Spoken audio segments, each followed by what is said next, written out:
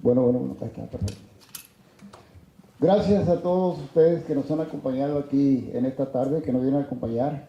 Obviamente, Ramón Ayala agradece muchísimo el apoyo que le han estado dando a través de su carrera de más de 60 años de música. Como todos ustedes saben, y toda la gente que conocemos a Ramón Ayala, es un hombre de una trayectoria limpia, impecable, y no es un hombre de escándalos. Desafortunadamente, las situaciones de la vida nos ponen en diferente momento a todos. Nomás que el que es más conocido se nota más. Nosotros que somos desconocidos se nota menos. Pero gracias a todos ustedes por ese apoyo. Iniciamos nuestra rueda de prensa con el bufete de abogados en relación a la demanda con el señor Ramón Ayala y el abogado Roy. Muy buenas tardes, miembros de los medios de comunicación y fieles seguidores de don Ramón Ayala. Es para mí un honor presentar a un verdadero ícono de la música latina, un hombre cuyo nombre se ha convertido en parte del tejido cultural de generaciones enteras en México, Estados Unidos y todo el mundo. Por más de 60 décadas, Ramón Ayala, conocido por todo el mundo como el rey del acordeón, ha ayudado a definir y elevar la música norteña a nivel internacional. Su música ha trascendido generaciones, fronteras y culturas. A lo largo de una trayectoria extraordinaria de más de 60 años, ha grabado más de 100 discos y ha regalado al mundo muchos clásicos que siguen uniendo familias, llenando salones de baile, acompañando celebraciones y brindando consuelo en momentos difíciles. Entre sus logros se encuentran múltiples premios de Grammy y Latin Grammy, numerosos discos de oro y platino, y la admiración de generaciones de seguidores y de colegas músicos. Pero quizá más importante que los premios y reconocimientos es el impacto que don Ramón Ayala ha tenido en la gente. Durante décadas ha representado la perseverancia, la humildad, los valores familiares, la fe y el orgullo cultural. A través de su música y de su ejemplo, ha inspirado a incontables jóvenes músicos, ha apoyado comunidades, ha creado oportunidades para otros y ha servido como embajador cultural de la música y de la herencia mexicana alrededor del mundo.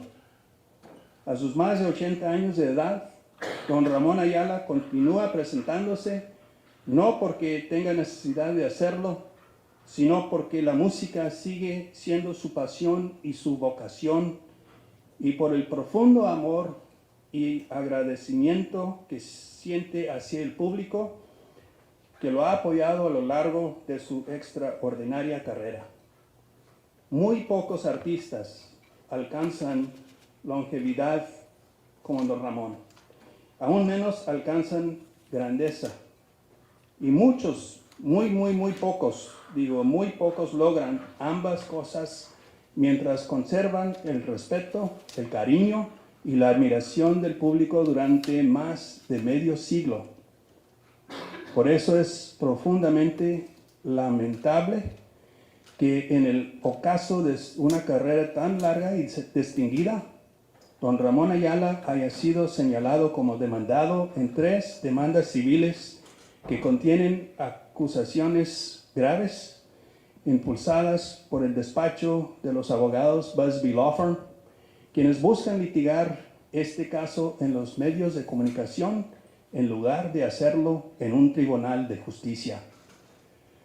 Normalmente, este sería el último lugar donde revelaría nuestra defensa o parte de la defensa, pero el constante ataque mediático encabezado por Tony Busby exige una respuesta en el mismo foro que él ha escogido para pelear. el Tribunal de la Opinión Pública. Es para mí un sincero honor y privilegio representar a don Ramón Ayala en defensa de este ataque contra su profesión y su reputación personal. Members of the media and loyal fans across the globe, it is my honor to introduce a true icon of Latin music, a man whose name has become part of the cultural fabric of generations throughout Mexico, the United States, and beyond. For more than 6 decades, Ramón Ayala, known around the world as the king of the accordion, el rey del acordeón, has helped define and elevate norteño music onto the world stage, and his music transcends generations, borders, and cultures. Over the course of an extraordinary career spanning more than 60 years, he has recorded well over 100 albums and has given the world countless classics that continue to unite families, fill dance halls, accompany celebrations, and provide comfort during difficult moments. His achievements include multiple Grammy and Latin Grammy Awards, numerous gold and platinum records, lifetime achievement recognitions, induction into prestigious halls of fame, and the enduring admiration of generations of fans and fellow musicians alike. But perhaps even more important than the awards and the recognition is the impact Don Ramón Ayala has had on the people. For decades, he has represented perseverance, humility, family values, faith, and cultural pride. 956 pride.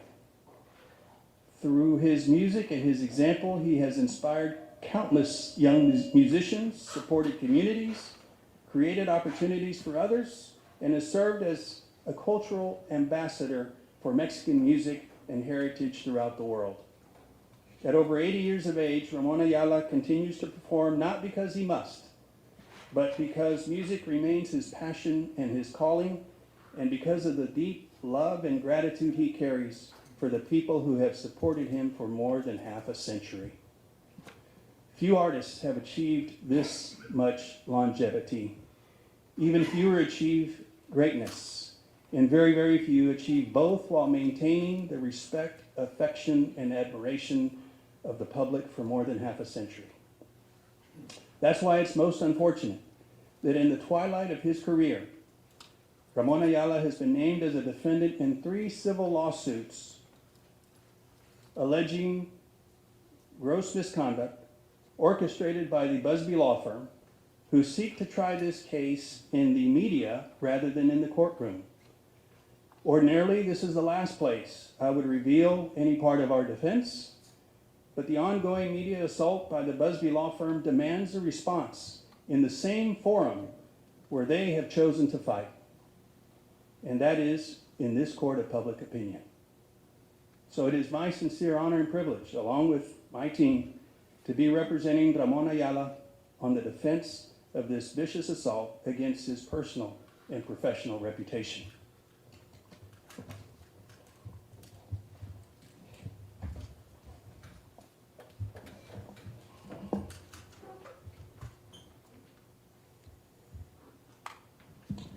I'm going to introduce the team that represents Ramón Ayala Sr., Don Ramón Ayala. It's the law firm of Ray Thomas Law Group, and I've got with me Humberto Rios and Linda Espinosa and Lisa Sean and some interns that are here with me. In addition to that, there is a defendant by the name of Lidam LLC. That is the company that Busby has sued that employs the band members and the crew members. And the company is represented by Mr. Michael Guerra of the Guerra Law Firm. The lawyers for Ramón Ayala Jr. As he's called, are represented by Jeff Lerman and by Ricardo Rodriguez. Jeff Lerman from Corpus Christi, from the Anderson Lerman Bar and Marista Law Firm, and Ricardo Rodriguez from the Ricky Rod Law Firm in Edinburgh. So here's the question. As we all know, we just got through hearing the press conference by Tony Busby, which he called for earlier today, 11 o'clock this morning in front of the McAllen Convention Center. The question is, why did Tony Busby hold a press conference today? And I'm going to tell you why.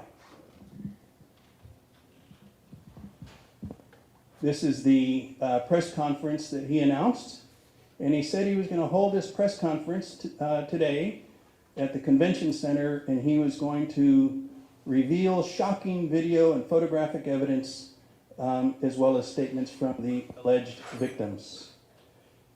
And I want to make a statement about victims. Almost all of the lawyers here at this table, we represent true victims for a living. Several of us have represented women who have been sexually assaulted and raped. Several of us have represented with honor young children, boys and girls who have been sexually assaulted and raped. We represent victims, true victims. And our heart goes out to all victims of sexual assault and sexual violence. That's not what we're here on today. And as we go through this presentation, you will see why. I believe the reason why Tony Busby called a press conference today is because he wanted to avoid losing a battle in court yesterday.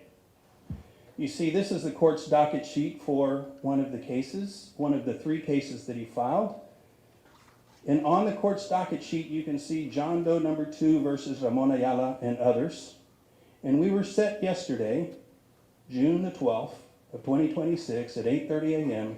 for a hearing on what are called special exceptions. Because when Busby filed these 3 lawsuits, he filed them as John Doe 1, John Doe 2, and John Doe 3. And that's not allowed in Texas law. This is not California. We're not talking about minor children who are involved. These are adult men.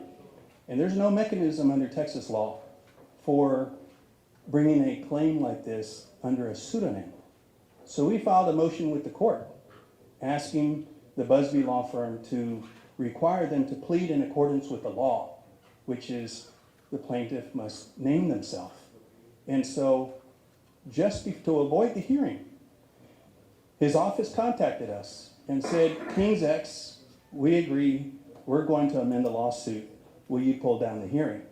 Because he knew he was going to lose at that hearing. And so we said, okay, if you amend the lawsuit and you do it correctly and you name your clients as plaintiffs, we will pull down the hearing. And so that's what they agreed to do. And we thought that's what they did. You can see this is notification that, yes, that on May 11th at 4:34 p.m., that was the evening before the hearing, the 8:30 hearing the next morning, filed by Tony Busby, they filed a plaintiff's second amended original petition in the same case. So this is what we're talking about. When he filed the original petition for John Doe number 2, he has listed John Doe number 2 as a plaintiff. Well, that's wrong. It's not allowed in Texas law for an adult male to file under a pseudonym. And so we brought the issue to the court, and before he could have a hearing, we could have a hearing where he would lose, he filed this second amended petition naming Angel Ramirez, who is John Doe number 2.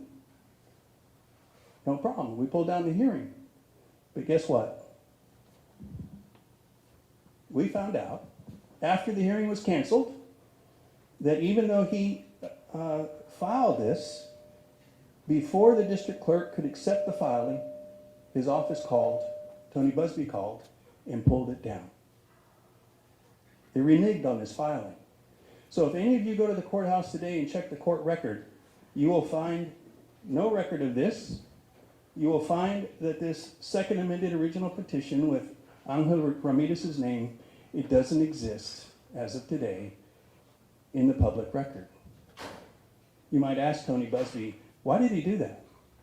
Why did he lull us into canceling the hearing by representing to us that he got this done? Okay, we got to go back to court. And although I heard in his press conference today, he told everybody that, they've gone ahead and amended the lawsuits to name all of the plaintiffs, the 3 plaintiffs. He hasn't done that yet, not in a single one. And the one that he told us he was going to do it in, he reneged and he pulled it back. So now let me give you the backstory. What this is really about is Busby's attempted shakedown of Don Ramón Ayala. Let me tell you the backstory. It starts on January the 5th of 2026, when Busby sent a demand letter to Don Ramón, where he says, this letter is my client's pre-suit, right? This is no lawsuits filed yet. Before a lawsuit, pre-suit. This is my client's pre-suit demand to enter into mediation in an attempt to settle this matter, rather than immediately filing a public lawsuit. Mr. Barajas, that's Adrian Barajas, John Doe number 1. Adrian Barajas instead hereby makes an offer to attend a confidential mediation to attempt to resolve this matter. It is my belief that a public lawsuit benefits no one in this matter. If a resolution can be had at mediation, i.e. paying money, Mr. Barajas will sign releases and will continue to keep these matters confidential. So there you go. He wanted money and he promised to stay quiet. The shakedown. So that's brought to us, and what's our responsibility? Our responsibility is to investigate the allegations. And so we do. And you will see today some of what we found. When we reported to Mr. Busby that there's no responsibility on the part of Mr. Ayala, he sends out on February the 18th, just a month after that shakedown letter, he says the music, he brings this $25 million lawsuit on behalf of John Doe number 1. $25 million. What did he say in his press conference today? We've never made any demand of Mr. Ayala other than to remove Junior from the bus. We've not made any money demand. We haven't made any demand other than to remove Junior from the bus. Well, that's nonsense. On February the 18th, he was already demanding $25 million from Don Ramón Ayala Sr. And then when John Doe number 2, John Doe number 3, I guess we're up to $75 million demand now.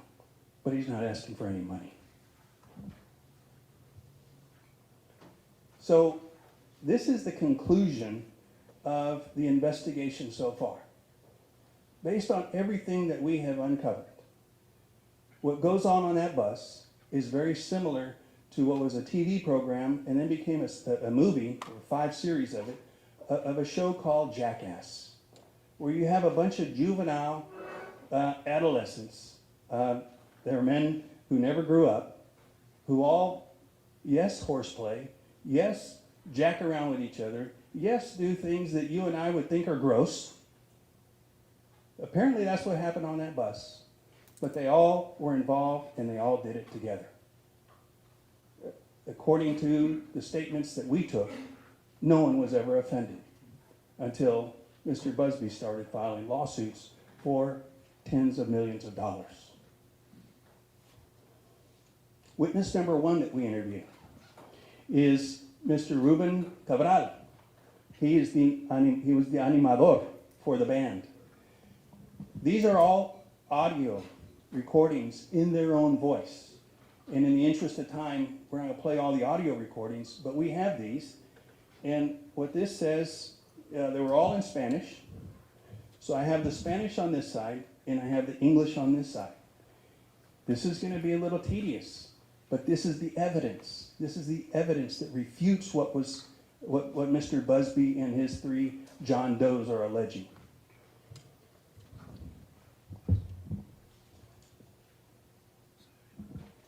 Mr. Rios from my team asked him, and this is all under oath and with their permission, they knew they were being recorded.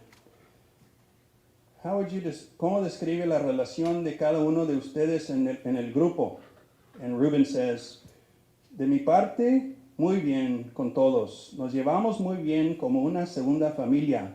Jugueteamos, comemos, relajamos un rato. Pero a fin de cuentas siempre hay un respeto. El que quiere dormir, duerme. El que quiere platicar, platica. El que quiere ir acostado o en la sala sentado, se le respeta su espacio. Pero hay una camaradería o relación buena, buen ambiente con todos. On my part, very well. We very good with everyone. We get along really well, like a second family. We joke around, we eat together, we relax a while. At the end of the day, there's always respect. Whoever wants to sleep, sleeps. Whoever wants to talk, talks.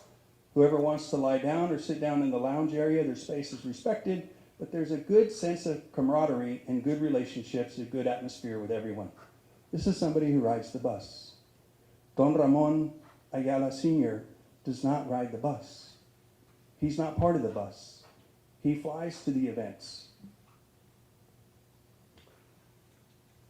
Here's another part of the statement made by Mr. Cabral, by Ruben. ¿Tú crees que las bromas son fuertes o pesadas? No. De mi parte, no, porque a final de cuentas, todos sabemos hasta dónde tolera cada quien y sabes con quién te puedes llevar más y con quién no te puedes llevar tanto. Pero a final de cuentas, no hay un ambiente de hostigamiento o de que sean cargados con alguien. No existe. Question. ¿Hay alguien que hayas visto tú que se haya ofendido por alguna broma o por alguna situación dentro del grupo, dentro de los viajes, dentro de los tours? Ruben. No, nunca he visto que haya una molestia de alguno hacia otro. No. Do you think the jokes are harsh or over the line? No, not from my perspective, because at the end of the day, we all know each other's limits and tolerance. You know who you can joke around with and who you can't joke around with as much. But ultimately, there's no environment of harassment or people ganging up on someone. That just doesn't exist. Have you ever seen anyone become offended by a joke or by some situation within the group during the tours or trips? No, I've never seen any resentment or anyone being upset with any person. No. Here's another witness that we interviewed. Jose Luis Covarrubias. He's the drummer. He says, pues es una familia. Es como cualquier familia. Somos hermanos prácticamente. Nos llevamos mucho. Prácticamente es algo dentro de la, cualquier agrupación. Yo he estado en 4 agrupaciones en total. Yo toco la batería desde los 15 años. Ahorita ya tengo 42 años y siempre me ha llevado con todos. Es parte de una bonita relación. Obviamente si hay algún problema, pues se menciona y ya. Question. ¿Consideras que existe un ambiente de camaradería entre ustedes, el grupo? Sí, claro. ¿Es habitual que los integrantes del grupo juegan, hagan bromas, interactúan de manera informal? Sí, es correcto. So Covarrubias describes the relationship as a family, like any family really. We're practically brothers. We spend a lot of time together. Practically all I do is leave one group to go to another group. I've been in 4 bands. I've been playing drums since I was 15. I'm now 42. I've always gotten along with everybody. It's part of having a good relationship. Obviously, if there's a problem, it gets brought up and addressed, and that's it. Would you say there's an atmosphere of camaraderie among the group? Yes, absolutely. Is it common for members of the group to play and joke around and act informally? Yes, that's correct. Here's another witness. We interviewed everybody on the bus. Edmundo Torres, he's logistics. How would you describe the relation with members of the group? Torres says, es una relación familiar porque pasamos mucho tiempo aquí en el trabajo que con nuestras propias familias. Entonces, en todo este tiempo hemos aprendido a llevarnos como una familia porque vivimos juntos más que con otros hijos, nuestras esposas y nuestros papás. ¿Consideras que existe un ambiente de camaradería entre ustedes? Sí, ¿cómo no?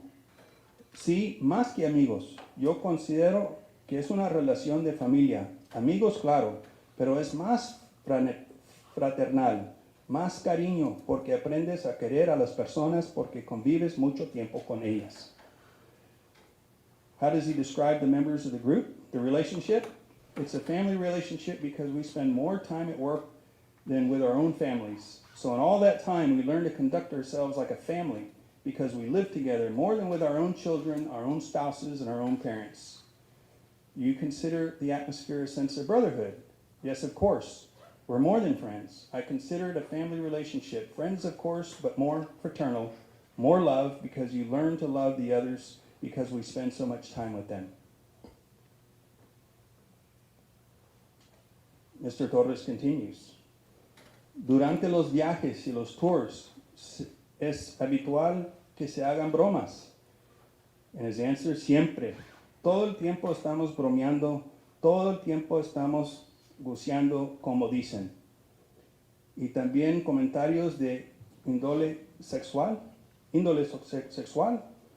Claro, o sea, aquí usamos mucho el joteo, como dicen. Empezamos a jotear, empezamos a bailar como jotos y empezamos a hacer arcles y tanto, o sea, nos llevamos así todos. Pero siempre de una manera respetuosa, sin cruzar la línea de la ofensa para nada. Siempre es de esa manera, en forma de broma, nunca sin afectar ni a nadie, ni sin faltar al respeto a nadie. Y los que viajan siempre en el autobús, siempre todos participan en el mismo juego. Todos. Hay unos que a lo mejor no jotean, pero sí están risa y se ríen de nuestras payasadas, de todo. During the trips, is it common for jokes and teasing to happen? Always. All the time we're joking around, all the time we're clowning around, like they say.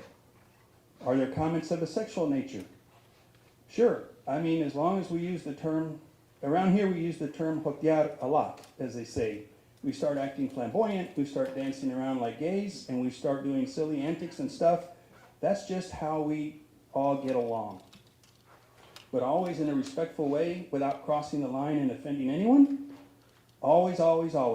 It's always that way, joking around, never trying to hurt anybody or disrespect anyone.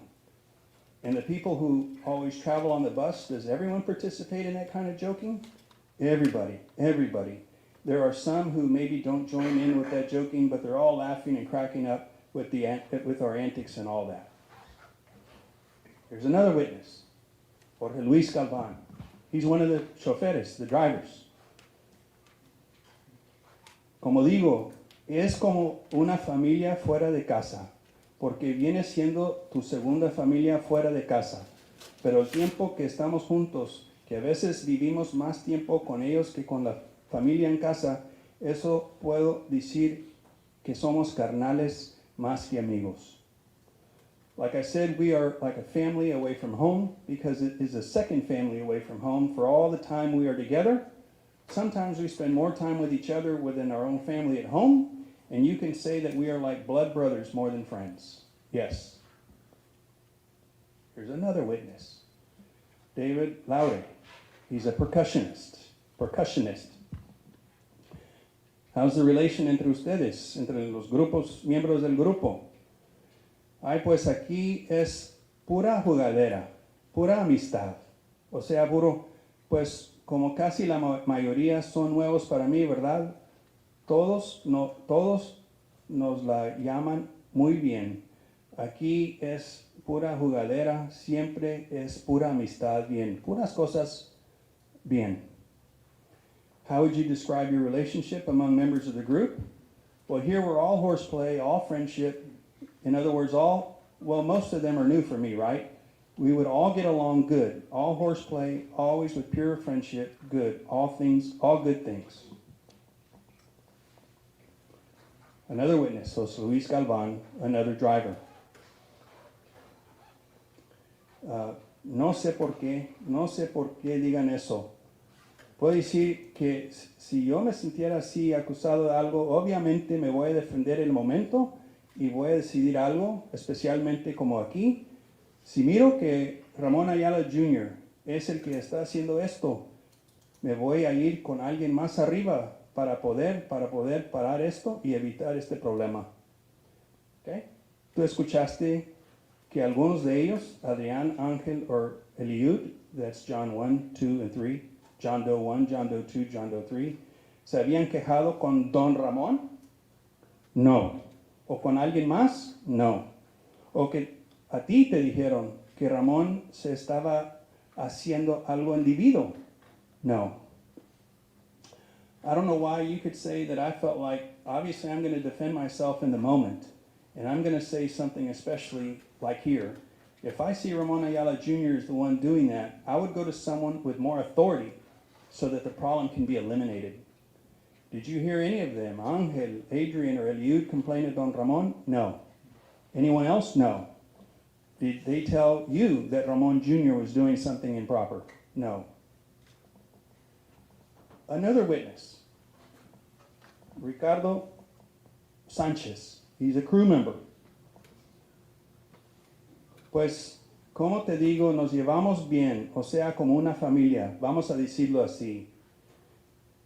Question: ¿es habitual que los integrantes del grupo, los empleados trabajen, hagan bromas entre ustedes? Oh, sí, mucho. Sí hacemos bromas, relajos. ¿Y alguien se ofende por las bromas? No. ¿Y es entre todos o nomás alguien? ¿Es entre todos o nomás alguien? Pues hay casi la mayoría. ¿Entre todos? Entre todos, exactamente, sí. Well, like I said, we get along good, like a family, we could say. Was it a habit for members of the group, the employees who work, to make jokes among yourselves? Oh, yes, very much. We would make jokes in horseplay. Would anyone get offended by the jokes? No. Was this among everyone or only some? Well, almost everyone, the majority. Among everyone? Among everyone, exactly, yes.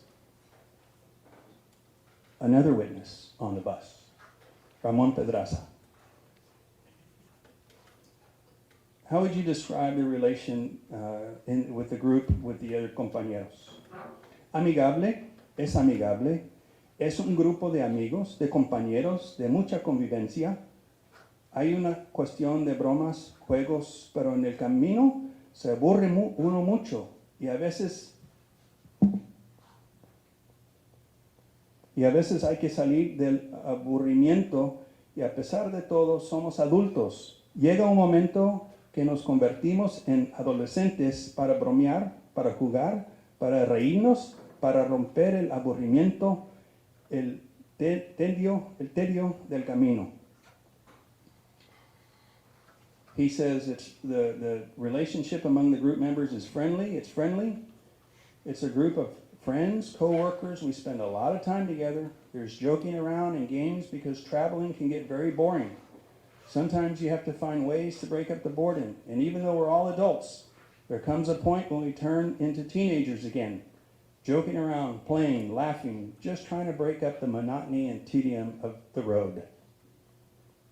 More from Pedraza. Y de los que viajan en autobús, ¿todos se involucran en mayor o menor? Pedraza says, sí, todos estamos involucrados en bromas, juegos, como les digo, en mayor o menor grado, respetando la personalidad, que todos nos respetamos la personalidad de cada quien, pero sí, al fin de cuentas, somos un grupo de amigos. Beto asks the question: durante los tours, ¿es habitual que se realizan bromas o comentarios o expresiones de índole sexual? Pedraza says, pues la cuestión de comentarios sexuales, pues todos somos hombres, oiga. Entonces hacemos chistes de doble sentido, hacemos chistes de sentido directo, con notación sexual, con bromas, el vocabulario regular que se usa entre hombres, la cuestión de romper el aburrimiento, o sea, pues es prácticamente normalidad. Haga cuenta que nos salimos de la faceta de hombres adultos para meternos en la personalidad de amigos de adolescentes y bromear como cuando estábamos en la secundaria o yo creo en la preparatoria. Among those who travel on the bus, does everyone get involved to some extent? Yes, yes, everyone gets involved in the joking around and games, like I said. To varying degrees, while respecting each person's personality, we all respect one another's individuality. But yes, at the end of the day, we're a group of friends. During the tours, is it common for jokes, comments, or expressions of a sexual nature to occur? Well, when it comes to sexual comments, we're all men, you know? So we make double entendres, direct jokes, sexual jokes, the kind of regular vocabulary men use among themselves. It's all part of breaking up the boredom. I mean, it's practically normal. You could say that we step away from the role of adult men and slip into the personality of friends, almost like teenagers again, joking around the way we did back in junior high or high school. How would you describe Ramón Ayala Jr.? ¿Cómo describes a Ramón Ayala Jr.? Es una buena persona, es un hombre muy alegre, muy bromista, muy juguetón, pero a la vez siempre está al pendiente de la agrupación de todos los integrantes del equipo de trabajo. Muy responsable al momento de cumplir el compromiso de cada concierto. Ahí entra en su papel de responsabilidad, de estar muy al pendiente de que todo salga bien y de que cada uno de nosotros cumplamos con la función que nos corresponde.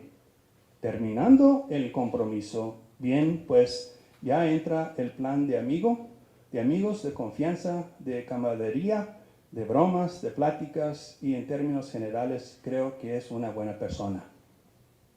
How would you describe Ramón Ayala Jr.? He's a very good person. He's a very cheerful man, very funny, very playful, but at the same time, always attentive to the group and to the members of the team. He's very responsible when it comes time to fulfill the commitments for each concert. That's where his serious, responsible side comes in, making sure everything goes well and that each of us fulfills the role assigned to us. Once the work commitment is over, then he shifts into friend mode. Trust, camaraderie, joking around conversations, and overall, I think he's a good person. So John Doe number one is Adrian Barajas. And as part of our investigation, we asked for the text messages, WhatsApps, those kinds of things between Ramón Jr. and Adrian Barajas. And this is a text or a WhatsApp message that Adrian Barajas, John Doe number one, sent to Ramón Ayala Jr. Looks like he's part of the playing around. I also wonder how young this young lady is, this young girl. So we'll be asking Mr. Barajas why he sent this to Ramón Jr. and now wants to act like he's all offended. How about another one? This is another one from Adrian Barajas that he sent to Ramón Ayala Jr. We'll be asking him why he sent that and is now claiming he was offended by anything else going on in the bus. Adrian Barajas, he sent this one to Ramón Jr. This is the one who Mr. Busby alleges was offended that Ramón Ayala sucked on his toe or something like that. I heard at the press conference. Well, look at the photograph, the image, the meme that Barajas is sending to Ramón Ayala Jr. and ask yourselves, why is Mr. Barajas so offended? One of the witnesses, another one that I haven't told you about, is Jose Martinez. He's not even with the group anymore. He's a former bass player. He used to be on the bus. We interviewed him, and look what he has to say. ¿Y cómo describes a Ramón Jr. cuando platicaba o interactuaba con Adrian Barajas. ¿Cómo se llevaba, pocas palabras pues? En José Martínez es jugueteaban. Sí jugueteaban, pero no había problemas por eso. Nunca vi nada mal. ¿Y nunca viste que Adrián se queja de algo? No, es la verdad. Yo nunca vi que se quejara. How would you describe Ramón Jr. when he would talk to or interact with Adrian Barajas? How did he conduct himself, in other words? They would horse around. Yes, they would horse around without a problem. Never, nothing bad. Did you ever see Adrian complain about anything? No, that's the truth. I never saw him complain. So, let's think about this. First, Busby sends a pre-suit demand letter demanding money in exchange for silence.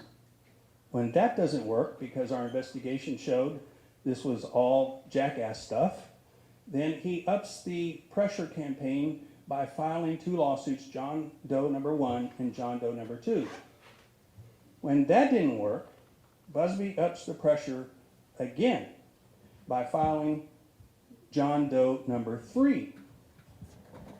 He files this on March the 3rd of 2026. And now he's naming Ramón Ayala Jr., Liram, LLC, DBA Ramón Ayala y sus Bravos del Norte, Marscom Music, LLC, Accordion King Records, Inc., and Icono Publishing, Inc. All these new companies. He has no basis for naming any of these, but he's wanting to up the pressure. And all of these terrible, gross allegations are found in John Doe number 3 lawsuit.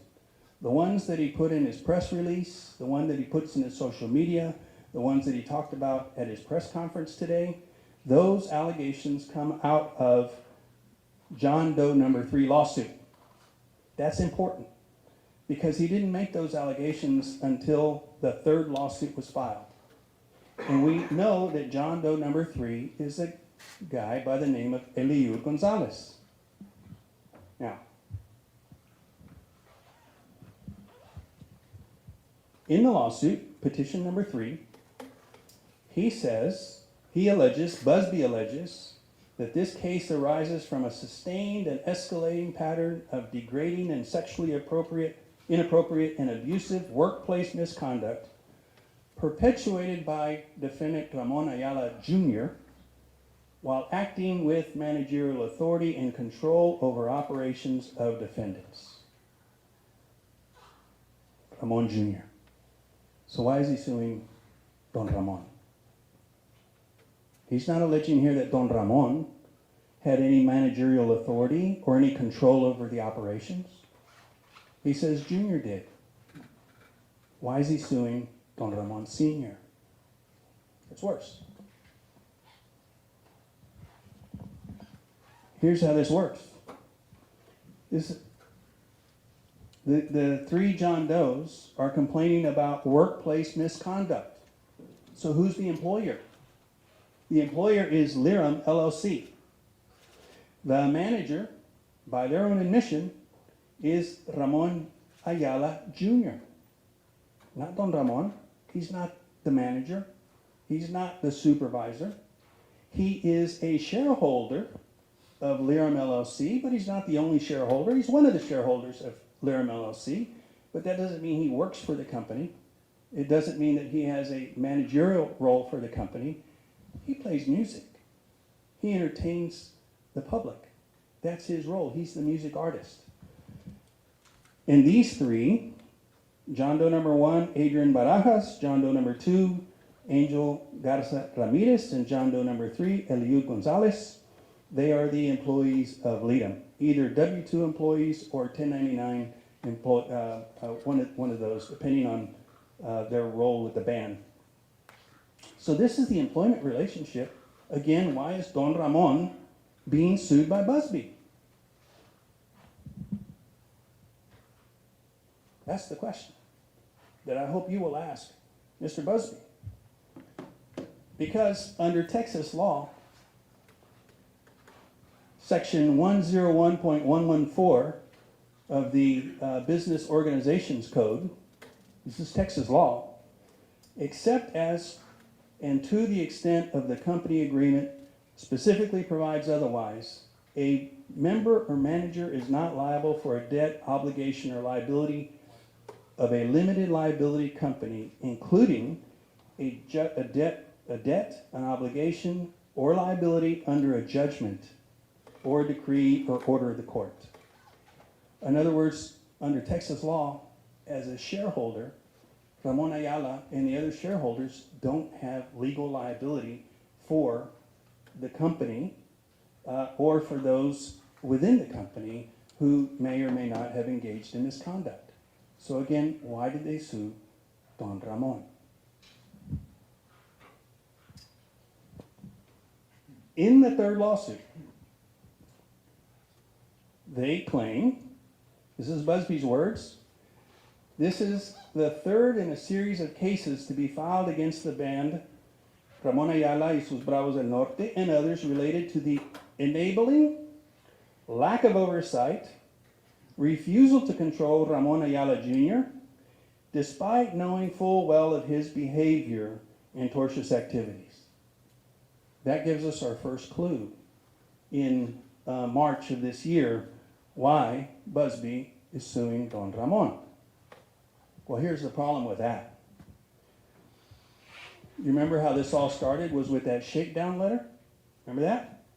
The shakedown letter was 2 months earlier, more than 2 months earlier, on January 5th of 2026. And in the shakedown letter, Busby had a different position. He said that Adrian Barajas was hired directly by Ramón Ayala's son, Ramón Ayala Jr., known within the organization as Junior, who exercised direct supervisory and management authority over Mr. Barajas and other crew members, including control over job assignments, compensation, and continued employment. Again, he's saying Ramón Sr. had nothing to do with that. It's all Ramón Jr. Ramón Jr. is the one who exercised direct supervision and managerial authority over Mr. Barajas and the other crew members, who controlled job assignments, compensation, and continued employment.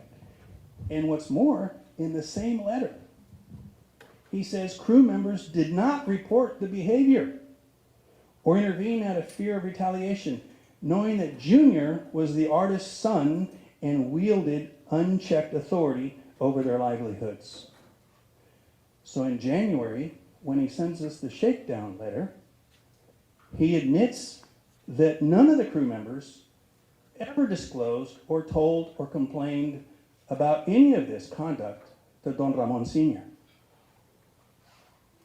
So why did he sue Don Ramón? It wasn't until this third lawsuit that he starts to allege that Don Ramón had had been previously told, which is negated by his own shakedown letter. And then, as he ups the pressure on Don Ramón, now we start to see some these salacious allegations. This is all Eliud Gonzalez. He's making allegations about Eliud Gonzalez. Plaintiff Eliud found himself subjected to degrading, abusive, and sexually inappropriate conduct at the hands of defendant Ramón Ayala Jr. Plaintiff was forced to endure repeated misconduct and humiliating treatment in the workplace. On multiple occasions, while plaintiff was asleep in his bunk or on the bus, Ayala Jr. engaged in unwanted sexual conduct, including touching plaintiff's genitals and buttocks. During the course of employment, defendant Ramón Ayala Jr. forcibly grabbed plaintiff's genitals and pulled on plaintiff's penis with excessive force. Plaintiff awoke in pain and physically pushed defendant away. Any other man would get up and kick his butt. We'll see about this. Plaintiff further alleges that Ayala Jr. forcibly restrained plaintiff, grabbed plaintiff's genitals and buttocks, and penetrated plaintiff with his fingers. These are gross, horrible allegations. that Busby made in this third lawsuit.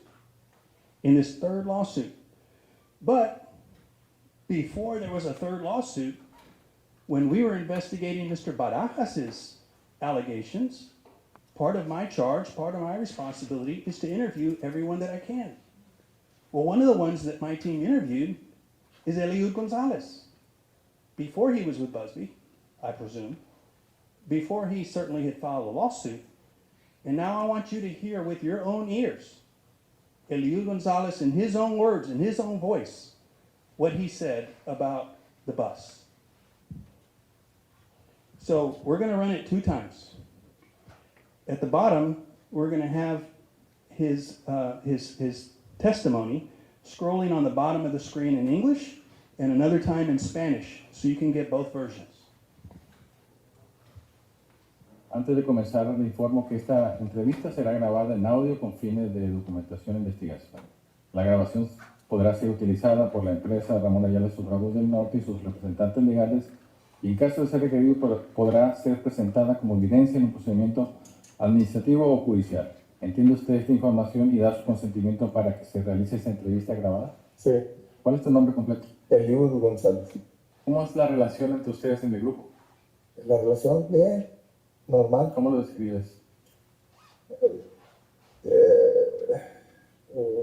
Pues es un grupo musical de puro peludo, entonces, sí, pues es el llevadero es normal dentro de lo que cabe, ¿verdad? Pues estilo grupo mexicano. ¿Hacen bromas entre ustedes? Sí, pues es llevadero de Cuando dice llevadero es que bromas, juegan. bromas, jugueteamos, vemos lo típico, tenemos teles o vemos la tele, pues echamos unas chelas y nomás, o sea, es lo normal, como si estuviéramos en familia. ¿Sientes que Ramón Ayala y su grado del norte se tratan como familia? Sí, bueno, pues sí. ¿Cómo describes a Ramón Ayala Jr.? Ramón Ayala Jr., yo tengo años de conocerlo y haz de cuenta que es como, te puedo decir que de hecho yo le he dicho,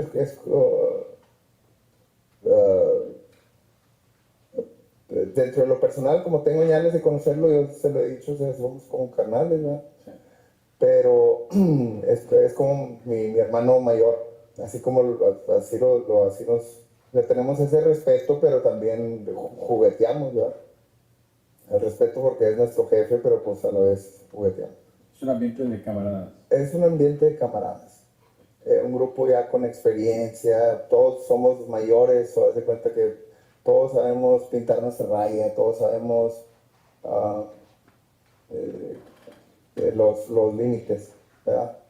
Los límites del respeto. Los límites del respeto y nomás, nunca se ha pasado dentro de lo normal. A veces uno anda, pues hay mucha presión de las tocadas y todo, y se siente la tensión y todo, pero nunca a un nivel de golpes o un nivel de que nada fuerte. En mi tiempo aquí, ¿verdad? ¿Tú has visto que Ramón Ayala Jr. abuse físicamente de alguien? No, ¿O abuse sexualmente de alguien? no, ¿O abuse verbalmente de alguien? no. Pues muchas gracias. Sí, de nada. Gracias. That's really different than what Busby says in Eliud's lawsuit, John Doe number 3. Once Busby got a hold of him, his whole story changed. Antes de comenzar, le informo que esta entrevista será grabada en audio con fines de documentación e investigación. La grabación... John Doe number 2, Angel Garza Ramirez, one of the allegations in the lawsuit, Busby's complaining because he says there were drugs that were being consumed in the bus. The bus is like their private home. It is a mobile home that's traveling. They spend so much time together.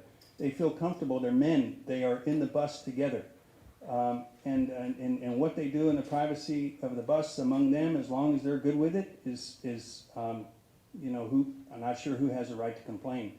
But it's ironic that Busby would complain that Junior has consumed drugs. There's no allegation that Junior was driving. He's in the back of the bus. And whatever he was consuming, it's odd that he would argue or find a problem with that when his own client is a convicted felon who pled guilty to a drug charge, aggravated felony, with drugs, delivering drugs. So why isn't Busby trying his case in the court of law? Why is he trying this case through the media? Well, we know he filed 3 lawsuits, so let me explain why I say this. Here's one example. This is the docket sheet pulled from the district clerk's office in Hidalgo County where these lawsuits are pending. You can see up at the top, we pulled this docket sheet at 8:17 this morning to show what has and hasn't happened. And what you can see here is that the only thing Busby has done in this lawsuit, in the court of law, is file the lawsuit. And everything else that has happened, we've initiated it. Normally, if it's the plaintiff, you're the one as the plaintiff who wants to get in front of the jury. You want a trial setting as quick as you can. And ordinarily, the defendants, they're like, well, we need time, we need delay, we just need more time to develop a defense. But here, Busby has done nothing in this case whatsoever other than file the lawsuit. He's not moving these cases forward. He's trying his case in the press to put pressure on Don Ramon to buckle so that this all goes away.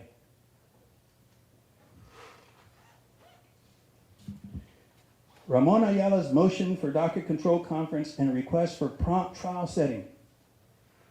Because the plaintiff has failed to ask this court to set this case for trial, defendant Ramón Ayala is now coming forward and respectfully asks this court to be set promptly for a docket control conference for the purpose of securing a trial date at the court's earliest opportunity. It's Don Ramon who wants to get in front of a jury, not Busby. It was his responsibility to ask for a trial setting, and when he didn't do it, we did it for him. Now, this is going to be a shocker. On April the 20th, one of the things that has to happen in a lawsuit, in a civil lawsuit, is we make voluntary disclosures. We make our initial disclosures, and we disclose to the other side the information that we have. And you can see that when we made our initial disclosures to Tony Busby, one of the things we are supposed to disclose are any witness statements. Witness statements, all those ones that I got through reading, including the one that you watched with Eliud. And we tell him, we will produce recorded statements of David Laure, Edmundo Torres, Eliud Gonzalez, his client, Jose Luis Covarrubias, Ramon Pedraza, and Ruben Cabral. We told him we have them. He never asked for them. Instead, he goes out and he makes a press release and talks about his allegations, his interpretation of what he sees on the videos, his interpretation of what he sees in the photographs, instead of finding out what really happened. He knows we have these witness statements. He knows we had interviewed his own client, Eliud, before he represented him. Why hasn't he been interested in getting these witness statements to find out what really happened on the bus instead of making a show for the media? Why is Busby suing Don Ramón Ayala? The answer is simple. Because he perceives that Don Ramón Ayala is where the money is. And because if he doesn't include the music artist, the legendary, iconic Ramón Ayala, his lawsuit would not have your interest. It wouldn't have any interest. So that's why he included Don Ramon. And we look forward to presenting our case in the court of law in front of a jury of Don Ramon's peers and establishing his innocence. We thank you very much for the time, for your attention, and I hope that you'll be asking Busby some very tough questions. I'm going to pass this on to Mr. Michael Guerra, who represents Lira. Thank you. My name is Michael Guerra. I'm honored to represent the companies that Mr. Ayala and his wife, his lifelong love, have built over decades. And what this case boils down to is them wanting to take his life earnings at the end of a stellar career because allegedly one full-grown man let another full-grown man suck on his toes.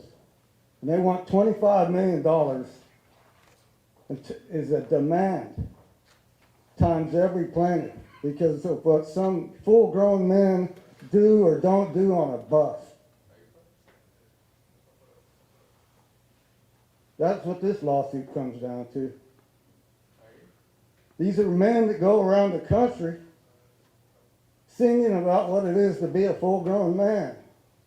And I can tell you that anybody on this stage, somebody comes to take my boot off, they're going to have a boot in their face. So that's what this case boils down to. And I'm proud to represent what this man has built. That's all I have to say. And the rest of our talkings will be in the courtroom. Good afternoon. My name is Jeff Lehrman, and I, along with my distinguished co-counsel, Ricardo Rodriguez, represent Ramón Ayala Jr. We are here today on his behalf, and just like my friend Michael Guerra and Ray Thomas so eloquently said, we very much look forward to our day in court. The client denies the allegations vehemently, and we plan and look forward to presenting our evidence in court. Our client plans and looks forward to his day to tell his story, and until then, you will hear and see a lot in the court filings and the evidence that's shown in court, and we look forward to that day when the jury will actually hear the entire story as you've gotten a preview of here today. I'm honored to represent Mr. Jr. and Ramón Ayala, Don Ramon, and I have the privilege of doing that, and I do not take that responsibility lightly. And we very much look forward to defending his honor and his family's legacy. Thank you. Buenas tardes, Ricardo Rodríguez, aquí con Jeff Lehman representando a Ramón Ayala Jr. y aquí con el equipo también. Como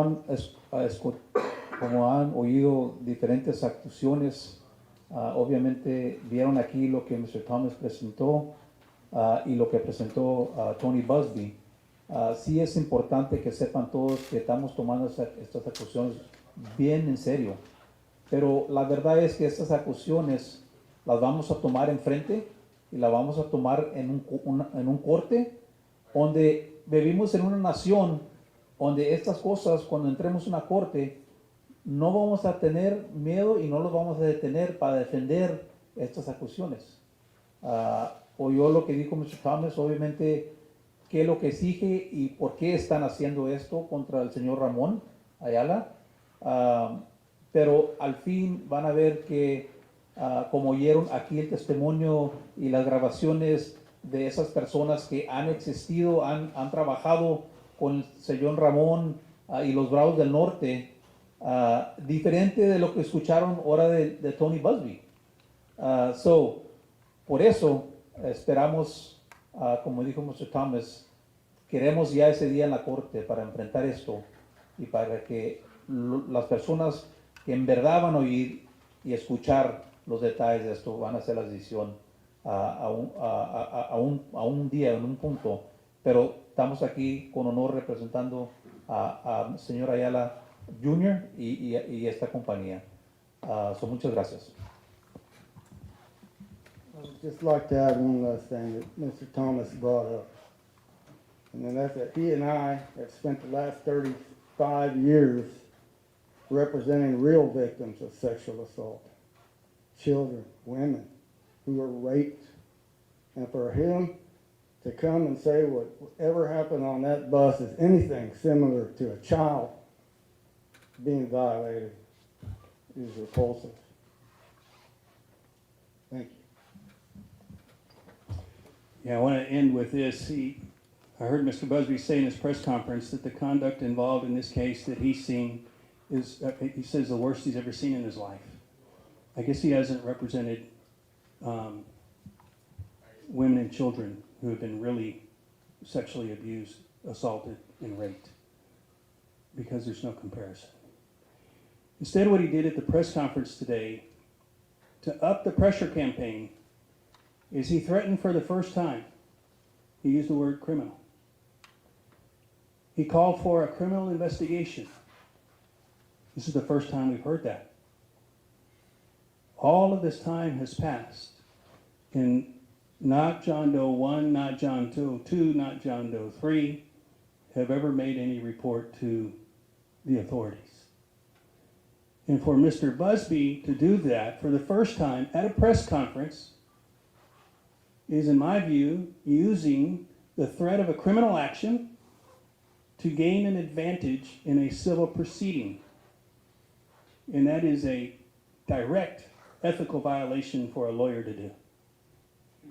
If he made that threat to gain an advantage in a civil proceeding, that was a violation. Mr. Busby knows how a criminal investigation is initiated. And it's not by calling for a criminal investigation at a press conference. It requires his clients to go to the authorities and make a sworn statement, a sworn complaint, subject to the penalty of perjury in the event the allegation is falsely made. Mr. Busby knows that's how you do it, not through a press conference. So again, thank you very much for listening to us and for giving us a chance to defend the honor of this icon. Thank you. We can take a few questions. We've told Mr. Ayala, because there is civil litigation pending and now criminal investigation threatened, any questions that are fielded will be through the lawyers.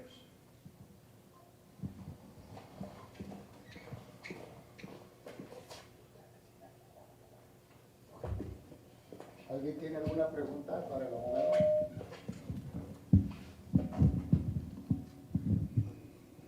Todo quedó bien claro en la explicación. So, have you all seen the recent videos and photos? I just want to clarify. So, have you all seen the videos and photos that were presented earlier today? So, do y'all acknowledge that there's possible drug use? What is y'all's comment on that behavior that was seen in that video earlier today? So I didn't have a chance to see the press conference. I did see videos and photos that were shown to us by Mr. Busby when we went to Houston to see him. And his office has also provided us copies of what they showed us. And what I can tell you in this age of AI, of artificial intelligence, there is so much doubt about all of that and what's real and what's not real, and all of that needs to be carefully investigated. There's a lot of innuendo. There's a lot of like, well, I can see a white powder there, but you can't tell whose it is or what it is. But I can tell you this, his interpretation of what he's seen on those videos is not whatever. You can see the videos, you saw them yourself. I mean, he says the worst conduct he's ever seen in his life. You tell me, was that the worst conduct you've ever seen in your life? I don't think so. Abogado, ¿podría repetir esa respuesta en español, por favor, para mí? Pues ni me recuerdo en inglés, menos en español. No, pero puedo decir esto, que no tuvimos la oportunidad de ver específicamente los videos y fotos que enseñó Busby hoy en la conferencia de prensa.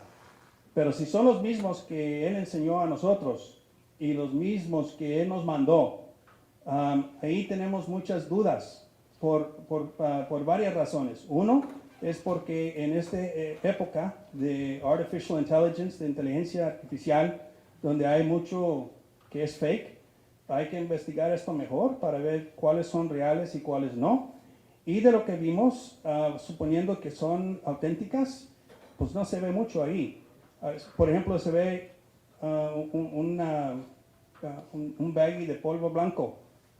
Yo no sé qué es, no sé quién lo tiene, no sabemos, no hay insuficiente información, nomás viendo los videos y fotos. Uno puede interpretar eso y lo que está haciendo el señor Busby, pero él está suponiendo muchas cosas en su interpretación que no se ven en el video, menos en las fotos. Sí.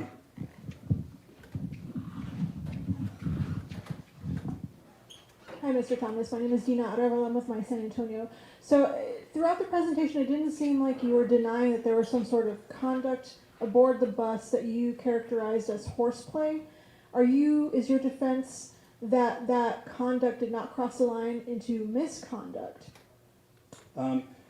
That's a great question. What I can tell you is, and I think that it's probably more than horseplay, because horseplay could be very widely defined, right?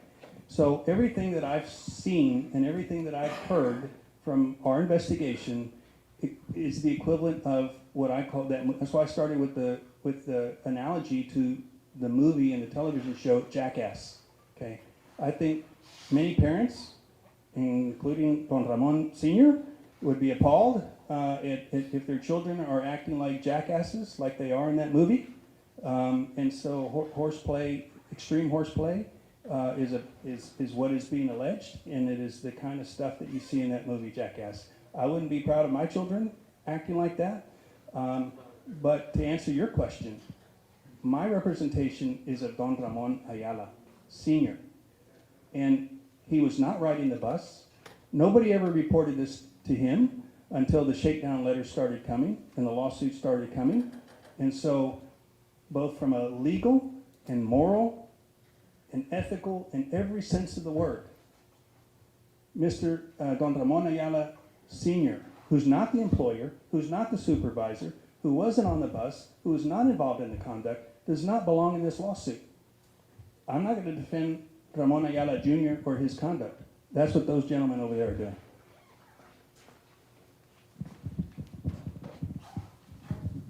Hola, buenas tardes. Mi nombre es Jorge Vadillo, Doctor J Noticias. ¿Ya tiene una fecha de cuándo se presentaría ante la Corte los abogados Busby para debatir este juicio? Y si es así, también ustedes, cuando culmine y si resultara favorable para el señor Ramón y para Ramón Ayala Jr., ¿ustedes presentarían una contrademanda contra ellos? La respuesta de la primera pregunta es si ya tenemos fecha. Y no hay fecha. Y la razón que no hay fecha es porque Busby nomás presentó la demanda y ya no hizo nada. No ha pedido una fecha de la corte. Hay que pedir la fecha. Él no lo hizo, pero como yo incluí en mi presentación, nosotros lo hicimos. Nosotros ya pedimos la fecha, pero todavía hasta ahorita no lo han dado. Y en respuesta a la segunda pregunta, no sabemos todavía, es parte de lo que estamos discutiendo. Mire, el señor don Ramón Ayala no tiene interés en atacar, no tiene interés en contrademandar, no tiene interés en pelear. Él quiere seguir dando su música, su amor, su afecto a todo el público que los ama, que lo ama, que lo ha seguido en todos estos años. Él nomás quiere seguir trabajando. Es todo, no quiere más.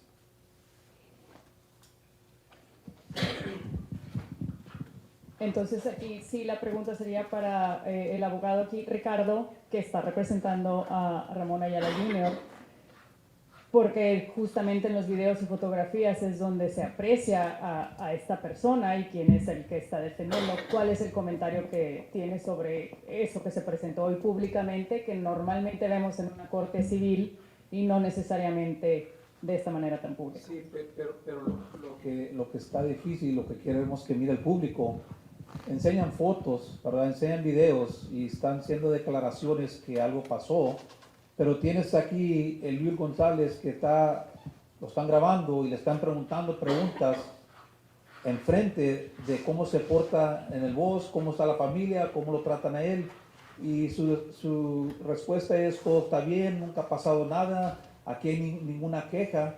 Y también hablamos de que obviamente ahora están diciendo que a lo mejor va a haber un caso criminal. Tenía todo el tiempo el señor hombre para hacer un complaint con la policía, con law enforcement, desde tiempo para atrás, para quejarse de esas acusaciones. Pero a lo mejor no lo está haciendo, no lo hizo criminal, porque obviamente él sabe lo que dijo aquí, y ya cuando se puso la demanda, cambió la historia.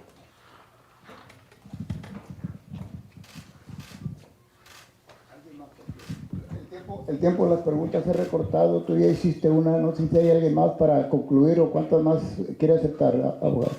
Dos más, ok. Primero, gracias por permitirnos hacer preguntas. En la mañana, que en la otra conferencia de prensa, no se fueron, escaparon, ¿verdad? Entonces, gracias. Vimos algunas fotos, yo tengo muchos años reporteando de todo tipo de eventos en mi profesión, pero en la mañana vi fotografías realmente obscenas algunas, ¿no? ¿Hay alguna consecuencia para quien haya manejado ese tipo de material fotográfico como supuesta evidencia?